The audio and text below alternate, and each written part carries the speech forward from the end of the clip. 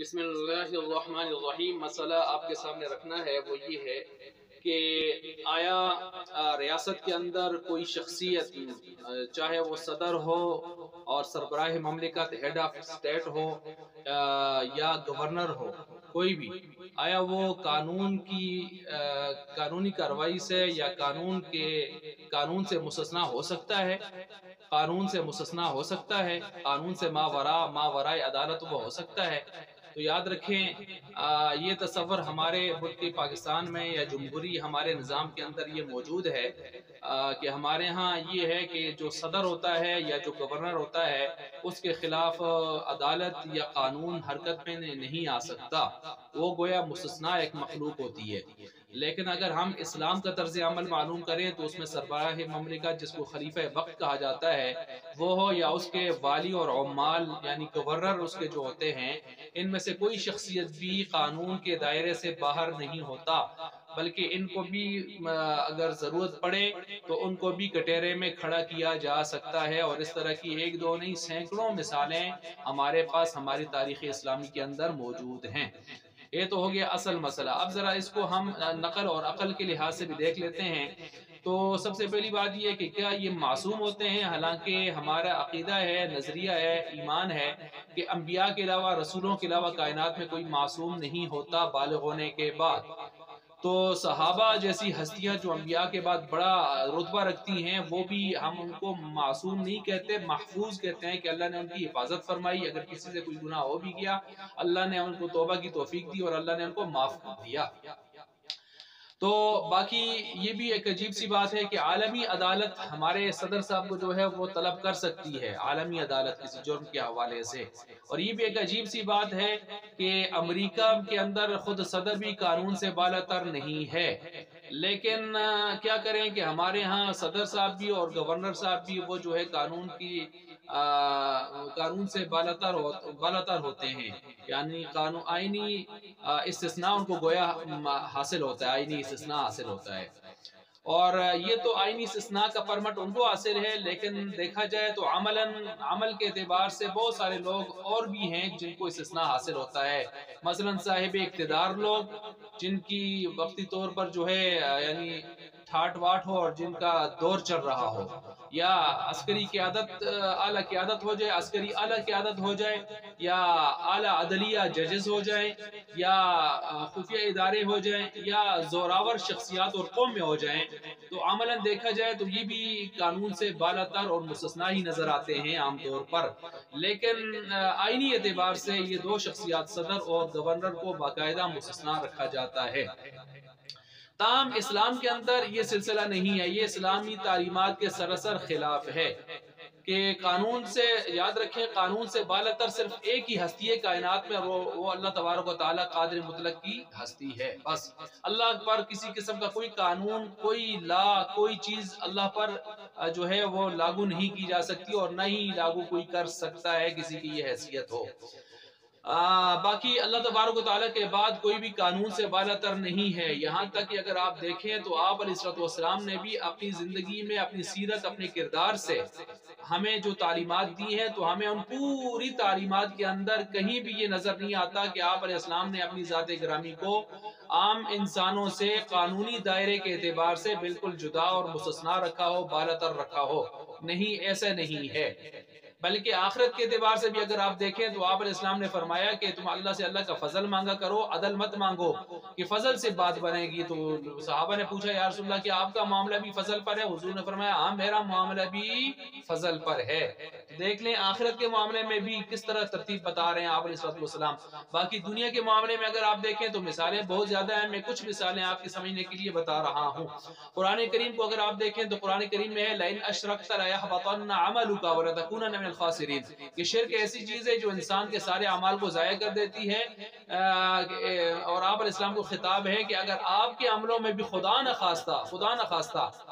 بالفرض والمحال اگر اس میں بھی شرک کی بو آنے لگ جائے تو آپ کے اعمال بھی ضائع کر دیے جائیں گے۔ یعنی قانون جیسے ایک عام انسان کے لیے، آپ مسلمان کے لیے ہے، تو آپ کے لیے بھی یہی قانون ہے۔ قرآن کریم میں اللہ فرماتے ہیں وَلَوْ أَشْرَكُوا لَحَبِطَ عَنْهُمْ مَا كَانُوا يَعْمَلُونَ۔ اگر یہ بہت سارے نبیوں کا ذکر کیا، 17 انبیاء یا کچھ انبیاء کا، کہ اگر ان کے عملوں میں بھی خدا نخواستہ شرک کی بو آ جاتی تو ان کے اعمال بھی ضائع کر دیے جاتے۔ اسی طرح اگر آپ دیکھیں تو بہت سارے انبیاء کو اللہ تعالیٰ نے جو آزمائشوں سے دوچار کیا تو اس میں بھی آپ دیکھ سکتے ہیں کہ آدم علیہ السلام نے جو دانا کھا لیا تو آزمائش سے جو دوچار ہو گئے، یونس علیہ السلام بغیر وحی کے انتظار کیے جو ہے وہ قوم سے نکل آئے تو آزمائش سے جو دوچار ہوئے۔ بدر میں دیکھیں فیصلہ تو ہو گیا، مشاورت تو ہو گئی، لیکن پھر احد کے اندر جو ہے بدر میں 70 چھوڑے تو ادھر 70 اپنے صحابہ اکرام ان کی لاشیں بھی گر پڑی۔ اور اسی طرح سورہ عبس کو اگر آپ پڑھ لیں تو ایک صحابی عبداللہ ابن ام مکتوم رضی اللہ تعالیٰ عنہ کے حوالے سے جو واقعہ ہے وہ بھی آپ پڑھ سکتے ہیں، دیکھ سکتے ہیں۔ اسی طرح سورہ تحریم کو دیکھ لیں کہ شہد یا بیوی کے حوالے سے جو بات ہوئی تھی تو اللہ تعالیٰ نے فوراً آیت اتار دی، یا ایھا النبی لم تحرم ما احل اللہ لک، کہ جس چیز کو اللہ نے حلال کر دیا اس کو آپ کیوں حرام کر رہے ہیں۔ جی دیکھ لیں کہ فوراً اللہ تبارک و تعالیٰ کی طرف سے جیسے ہمارے یعنی انسانوں کے لیے، انسانی معاشرے کے لیے، صحابہ کے لیے آیتیں اتر رہی ہیں اصلاح کے لیے، اور اس کے ساتھ ساتھ کہیں کہیں اگر ضرورت پیش آتی ہے تو آپ علیہ السلام کے حوالے سے بھی کچھ اس طرح کی ترتیبات سامنے آ رہی ہیں۔ تو قانون سے بالاتر صرف اللہ کی ذات ہے، اللہ کے علاوہ کوئی بھی نہیں ہے، یہ میں نے کچھ مثالیں دی ہیں۔ اسی طرح اگر آپ دیکھیں سنن ابی داؤد کے اندر روایت ہے اسید بن خدیر رضی اللہ تعالیٰ عنہ وغیرہ جو حضرات ان کے حوالے سے کہ ایک شخص راہ چلتے ہوئے یا صف سیدھی کرتے ہوئے جیسے بھی ہے، جیسے مختلف روایتوں کے اندر مضمون آ رہا ہے کہ ایک لکڑی سے آپ علیہ السلام نے ایک کوپ کے اندر ان کے جو ہے چوکا سا دیا، تو اس شخص نے آ کر یہ مطالبہ کیا، یا رسول اللہ کہ آپ نے اس طرح مجھے لکڑی سے چوکا سا دیا تھا اور میں اس کا بدلہ لینا چاہتا ہوں، مجھے اس کا بدلہ چاہیے۔ تو آپ علیہ السلام نے یہ نہیں فرمایا کہ بھائی تم مجھ سے بدلہ چاہتے ہو، میں تو قانون سے مستثنیٰ و بالاتر ہوں، ایسا نہیں فرمایا۔ آپ علیہ السلام نے فرمایا آ جاؤ، پھر لکڑی لو اور آ جاؤ۔ آپ علیہ السلام نے اپنے آپ کو پیش کر دیا، اس نے کہا کہ میرا کپڑا اس وقت پیٹھ پر نہیں تھا جس وقت آپ نے چوکا دیا تھا، تو آپ علیہ السلام نے اپنے کپڑا اٹھا لیا، تو وہ تو ان کا معاملہ کچھ اور تھا، وہ آگے بڑھے اور آپ کی مہر نبوت کو انہوں نے چوم لیا۔ یہ دیکھیں آپ علیہ السلام صحابہ کا نظریہ بھی یہ ہے کہ قانون سے بالاتر نہیں ہیں آپ، اور آپ علیہ السلام بھی اپنے آپ کو پیش کر کے بتا رہے ہیں کہ اللہ کے علاوہ قانون سے کوئی بھی بالاتر نہیں ہوتا۔ اسی طرح جو ہے ابو بکر و عمر رضی اللہ عنہ کے جب وہ ابو بکر رضی اللہ عنہ خلیفہ بنے تو انہوں نے ممبر پر جو خطبے دیے تھے اور جو باتیں کی تھی ان میں سے یہ بھی تھی کہ اگر اے لوگوں اگر میں کوئی اچھا کام کروں تو میری مدد کرنا، مجھے مضبوط کرنا، لیکن اگر مجھ سے کوئی ایسا معاملہ کہ جو ٹھیک نہ ہو تو مجھے ٹھیک کرنا، فقومونی، مجھے جو ہے ٹھیک کرنا، جیسے ہم اپنی زبان میں کہتے ہیں تو میں ٹھیک کر دوں گا۔ اچھا پھر جب حضرت عمر رضی اللہ عنہ کا دور آیا وہ ممبر پر بیٹھے تو انہوں نے بھی یہی فرمایا کہ میں وہی کہتا ہوں جو مجھ سے پہلے ابو بکر یہاں کہہ چکے ہیں کہ اگر میں کوئی اچھا کام کروں گا تو تم میری مدد کرو گے، اور اگر کوئی اس سے ہٹ کر کوئی کام ہوگا خدا نہ خواستہ تو پھر کیا ہوگا؟ تو مجمع میں سے ایک شخص کہنے لگا ہم آپ کو تلوار سے سیدھا کریں گے۔ انہوں نے کہا بالکل ٹھیک، خوش ہوئے، اس پر خوش ہوئے۔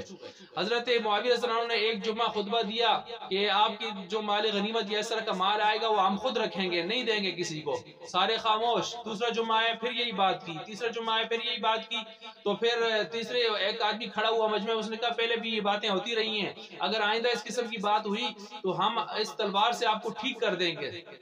تو حضرت معاویہ رضی اللہ عنہ مسکرائے، خوش ہوئے، کہنے لگے میں یہی چیک کر رہا تھا کہ آیا میں کوئی غلط بات کر رہا ہوں تو کہیں تم چپ کر کے اس کی تائید تو نہیں کر رہے خاموشی کے ساتھ، کیونکہ جو بادشاہ غلط باتیں کرتا رہے اور عوام اس کی ہاں میں ہاں ملاتی رہے تو یہ دونوں خطرے میں ہے نا، یہ دونوں خطرے میں ہے۔ تو میں چیک کر رہا تھا کہیں میں اس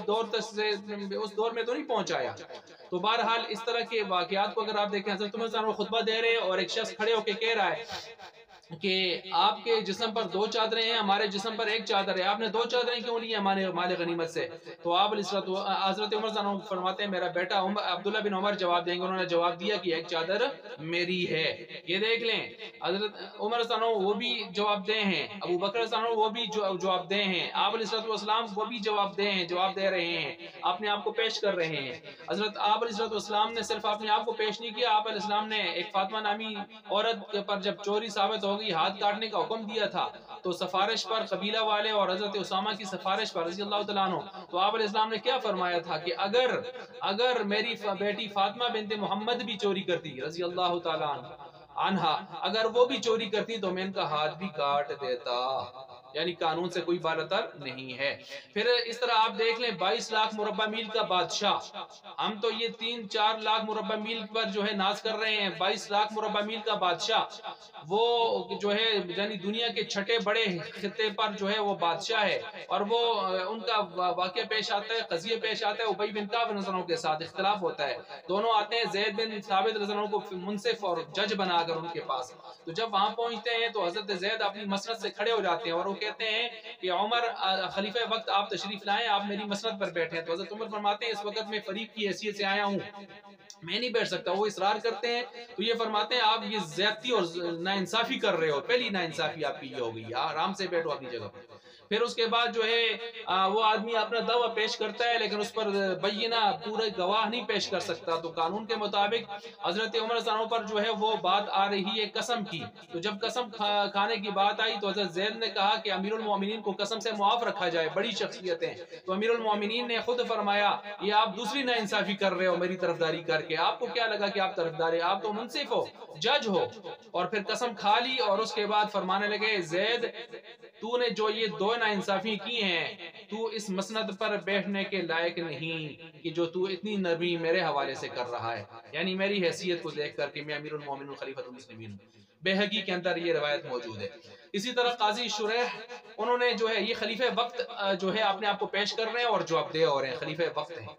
اور قاضی شریح کو دیکھ لیں کہ ان کے ہاں حضرت علی صلی اللہ علیہ وسلم کا ایک کیس آیا اور نصرانی کے پاس ان کی زرہ تھی، انہوں نے فرمایا یہ میری ہے، نصرانی نے لے لی ہے، نصرانی کا یہ میری ہے، اب حضرت علی صلی اللہ علیہ وسلم نے اس زرہ کے حوالے سے اپنے دعوے کے اوپر 2 گواہ پیش کرنے تھے، ایک گواہ پیش کیا اپنا غلام قمبر، اور دوسرا جو ہے حضرت حسن رضی اللہ تعالیٰ عنہ کو پیش کیا، بیٹے کو، تو حضرت شریح نے یہی فرمایا کہ قمبر چونکہ آپ کا غلام ہے ماتحت ہے، تو یہ تو ماتحتی میں ہے تو کچھ بھی بول سکتا ہے، اور باقی رہ کہ حسن وہ آپ کے بیٹے ہیں، وہ آپ کے لیے گواہ کیسے بن سکتے ہیں، حالانکہ حضرت علی کے ہاں بن سکتے تھے، ان کے نزدیک جو بن سکتے ہیں، لیکن قاضی شریح کے نزدیک نہیں بن سکتے تھے، تو قاضی شریح نے نصرانی کے حق میں فیصلہ دے دیا، چنانچہ یہ بات تو ہو گئی، لیکن نصرانی بھی حیران ہو گیا، اس نے کہا کہ دیکھیں اتنی بڑی شخصیت حضرت علی خلیفۃ المسلمین، ان کے حق میں فیصلہ نہ ہوا، فیصلہ میرے حق میں ہو گیا، واقعی یہ پکا سچا مذہب ہے، وہ مسلمان ہو گیا۔ تاریخ ابن عساکر کے اندر یہ واقعہ موجود ہے۔ اسی طرح کتاب الخراج، امام ابو یوسف رحمۃ اللہ علیہ کی کتاب اٹھائیں، اس میں آتا ہے حضرت عمر رضی اللہ عنہ حج کے موقع پر اعلان عام فرمایا کہ اس میں فرمایا کہ کسی شخص کو کوئی شکایت ہو تو آ جائے، چنانچہ یہ شخص آگے بڑھا، اس نے کہا یہ عمرو بن العاص رضی اللہ تعالیٰ عنہ آپ کے گورنر انہوں نے مجھے ناروا طریقے سے 100 کوڑے مارے ہیں، تو مجھے انصاف چاہیے، تو آپ حضرت عمر رضی اللہ عنہ نے خلیفہ وقت نے کہا اچھا کھڑے ہو جاؤ، کس سے کہا؟ گورنر سے کہا، اور اس شخص سے کہا اچھا چلو پھر یہ لوگ جو ہے کوڑا اور اپنا بدلہ لو اس سے، تو وہ جب آگے بڑھا تو عمرو بن العاص گورنر نے التجا کی، اپیل کی، درخواست کی کہ امیر المومنین خلیفۃ المسلمین، اس طرح تو گورنروں کے خلاف یہ راستہ نہ کھولیں آپ، اس طرح تو لوگ گورنروں کے خلاف پھر جو ہے بہادر ہو جائیں گے، جرأت کرنے لگ جائیں گے، گورنروں کی کوئی عزت ہی نہیں رہے گی، تو اس حوالے سے یہ چیز سامنے آ رہی تھی، تو حضرت عمر صلی اللہ علیہ وسلم نے جو ہے یہ فرما دیا کہ اچھا، لیکن حضرت عمر صلی اللہ علیہ وسلم فرمائے نہیں اپنا بدلہ لو اس سے، تو وہ شخص اٹھا جب، تو حضرت عمرو بن العاص مجبور ہوئے، انہوں نے پھر کیا کیا، انہوں نے اس شخص کو منایا اور جو ہے ہر کوڑے کے بدلے میں 2 اشرفیاں جو ہے ان کو دی ہر کوڑے کے بدلے میں، اور اپنی جان چھڑائی۔ تو المختصر یہ جو میں نے جتنے واقعات آپ کے سامنے رکھے قرآن سے اور اسی طرح جو ہے آپ علیہ السلام کے حدیث کے حوالے سے، آپ کے عمل کے حوالے سے، اور صحابہ کے آثار کے حوالے سے، گورنروں کی بات بھی آ گئی، خلیفۃ المسلمین سربراہ مملکت کی بات بھی آ گئی، اور آپ علیہ السلام کا اپنا عمل بھی آ گیا، قول بھی آ گیا۔ اس کے بعد بھی اگر کوئی کہے کہ فلاں کو استثناء حاصل ہے قانون سے، فلاں کو استثناء حاصل ہے، تو یہ نری جہالت ہوگی اور سراسر اسلامی تعلیمات کے یہ خلاف ہوگا۔